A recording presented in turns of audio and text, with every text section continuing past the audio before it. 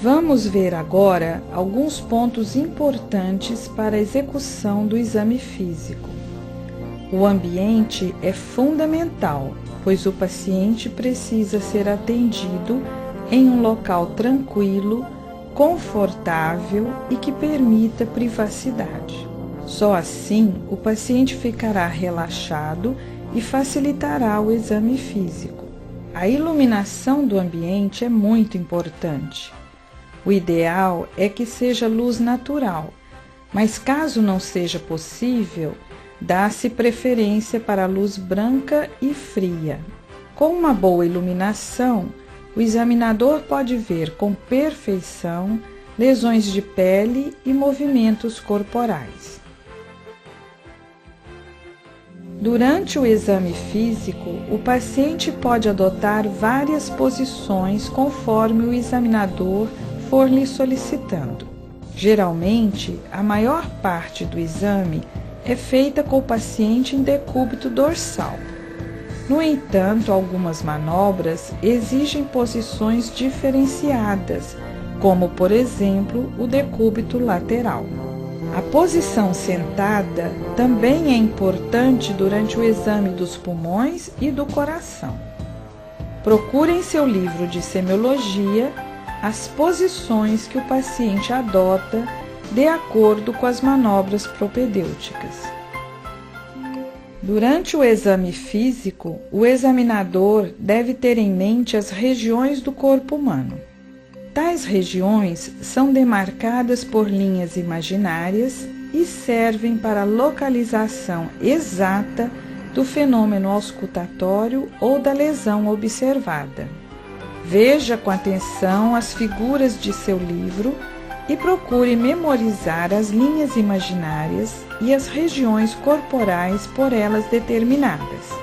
Antes de iniciar o exame físico, o examinador deve sempre lavar suas mãos. A lavagem de mãos é rigorosa para se evitar a propagação de micro-organismos, principalmente bactérias, de um paciente para outro.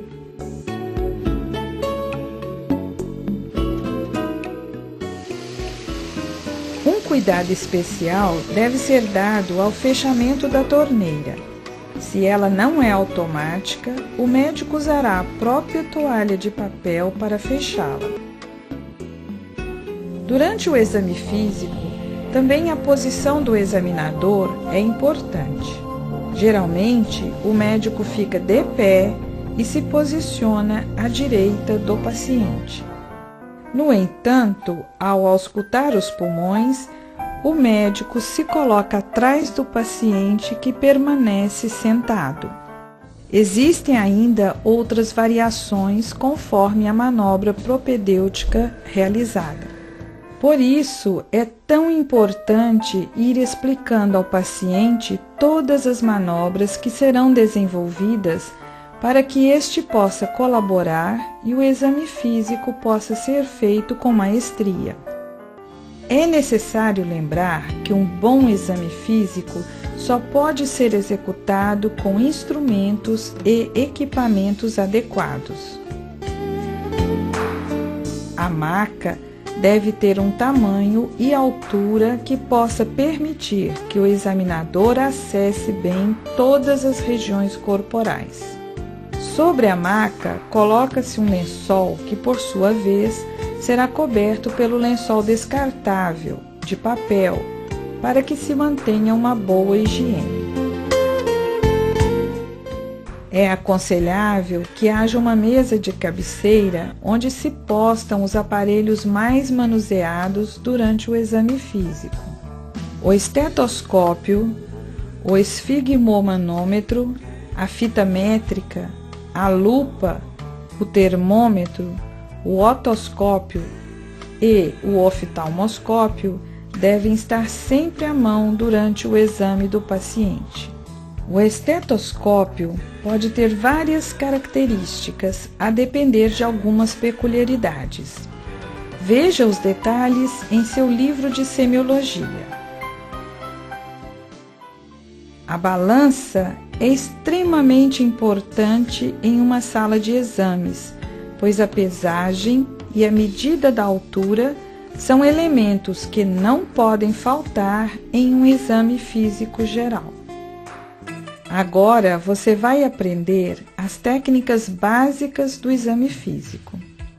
Para colher os dados do exame físico, é preciso utilizar os sentidos da visão para desenvolver a habilidade da inspeção, o tato para desenvolver as habilidades da palpação e percussão e a audição para desenvolver a habilidade da ausculta. Além desses sentidos, também o olfato é muito importante durante o exame físico. Muitas vezes, a percepção de odores característicos é a base de determinados diagnósticos. Não se esqueça que para desenvolver estas habilidades é fundamental a repetição e a prática supervisionada em manequins, em pessoas normais, atores e próprios colegas de curso e em pacientes. Vamos aprender como se faz uma inspeção. A inspeção pode ser panorâmica, quando o médico observa o corpo inteiro, e pode ser localizada, quando a visão do médico se direciona para apenas uma parte determinada do corpo. A inspeção é feita por segmentos corporais, a olho nu ou com o auxílio de uma lupa. Assim, investiga-se a superfície corporal ou as partes mais acessíveis das cavidades. Lembre-se de que a inspeção não detecta somente sinais físicos, mas também condições emocionais e mentais do paciente. Vale a pena relembrar alguns itens de grande importância para se proceder a uma inspeção adequada. Como já foi dito anteriormente, a melhor iluminação é a luz natural ou a luz branca. Para a inspeção de cavidades, usa-se um foco luminoso como a lanterna. Mantenha a privacidade durante o exame, evitando interrupções. A posição do examinador e do paciente depende das condições clínicas do paciente e da região a ser examinada. Deve-se dar atenção a lesões elementares da pele para educar a visão. Lembre-se de desnudar somente a região a ser examinada, utilizando um avental ou lençol para cobrir seu paciente, respeitando sempre o seu pudor. Mantenha seu paciente durante o exame informado de cada passo para deixá-lo tranquilo. Não se esqueça de sempre olhar a região com visão frontal ou tangencial para visualizar pulsações e pequenos abaulamentos ou depressões. A palpação frequentemente confirma pontos observados durante a inspeção. É uma exploração feita através do tato e da pressão.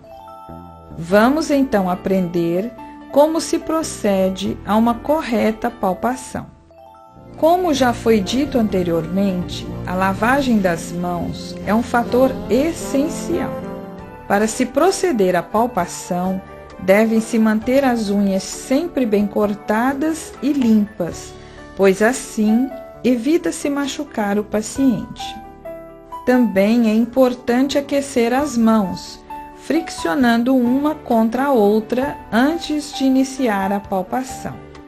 A palpação deve ser sistemática, com abordagem tranquila e gentil. Não se esqueça de que o paciente deve ficar em decúbito dorsal, com os membros superiores paralelos ao corpo ou cruzados à frente do tórax e os membros inferiores estendidos ou fletidos, a depender das regiões corporais a serem palpadas. Não se esqueça, o examinador fica à direita do paciente. Deixe sempre por último a palpação de regiões dolorosas. Desta forma, você garante uma melhor participação do paciente ao exame físico.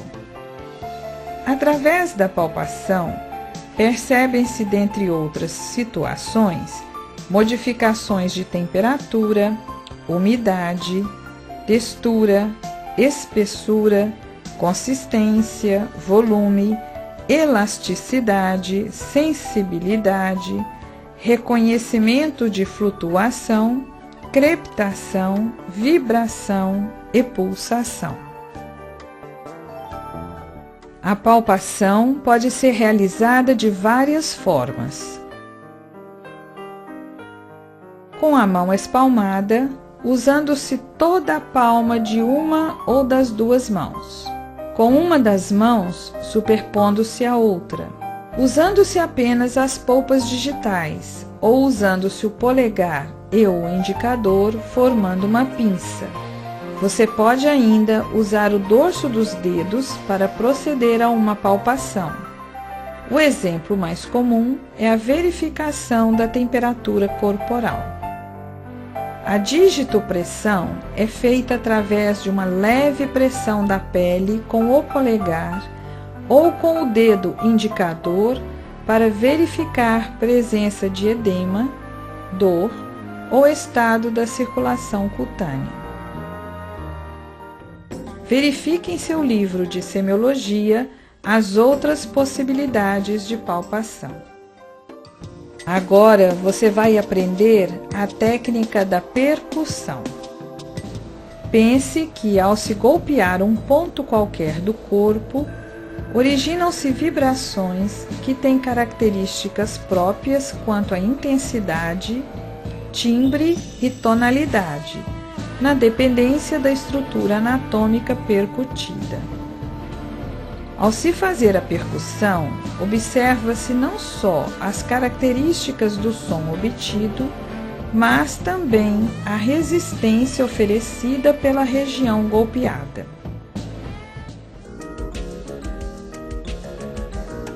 A percussão pode ser direta ou dígito digital. Agora, observe com atenção.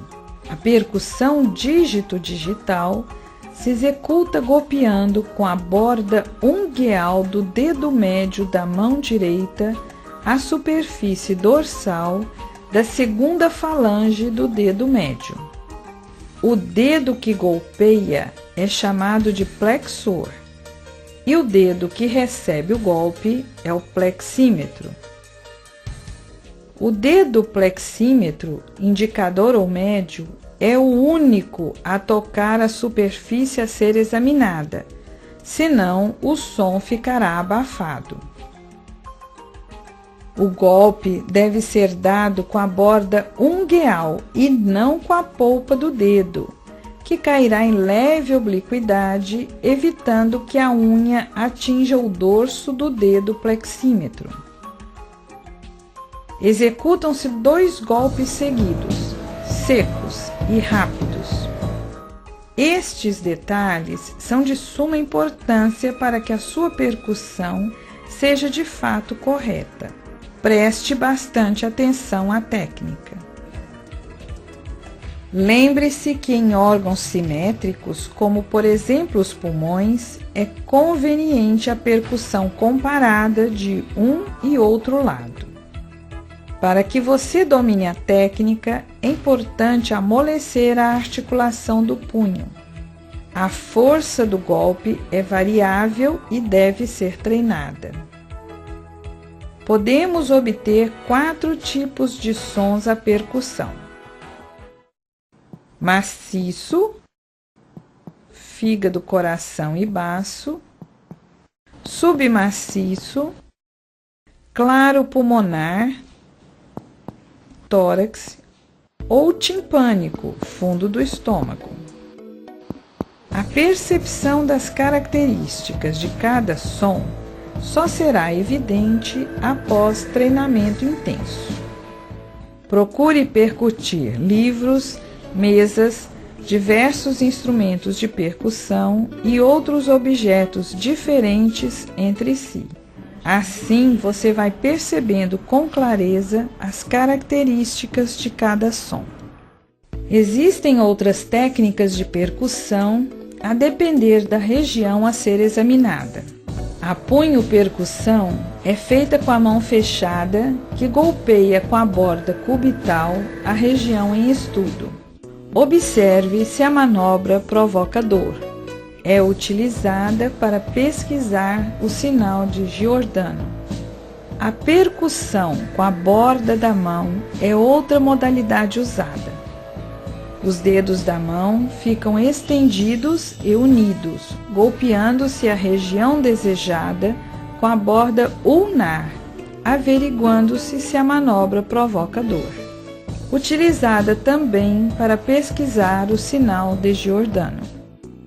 A percussão por piparote é feita da seguinte maneira: com uma das mãos, o examinador golpeia o abdômen com piparotes, enquanto a outra mão espalmada, na região contralateral, procura captar as ondas provocadas.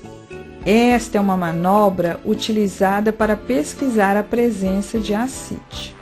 Agora que você já aprendeu a técnica da inspeção, da palpação e da percussão, vamos falar sobre a ausculta. A ausculta consiste em ouvir os sons produzidos pelo corpo.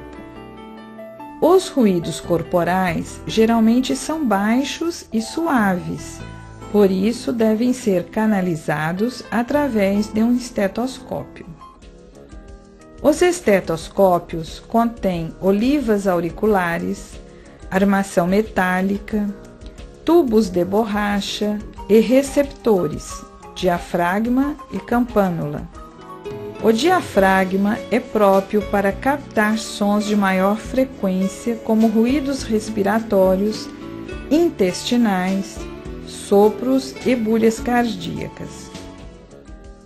A campânula capta melhor os sons de baixa frequência, como o sopro da estenose mitral e bulhas cardíacas anormais. A ausculta é utilizada para o exame dos vasos, do coração, dos pulmões e do abdômen. Para se obter uma ausculta perfeita, é necessário um ambiente silencioso e uma técnica apurada, com a aplicação correta do receptor.